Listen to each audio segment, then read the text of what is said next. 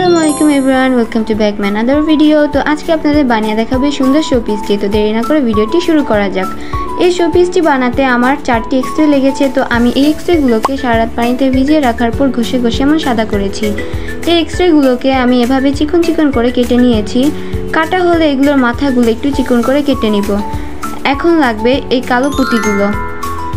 আমার প্রায় 150 গ্রাম পুঁতি লেগেছে সম্পূর্ণ শোপিসটি বানাতে।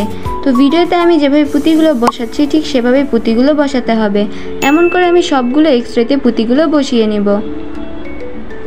পুঁতিগুলো বসাতে আমার প্রায় অনেকক্ষণ সময় লেগেছে।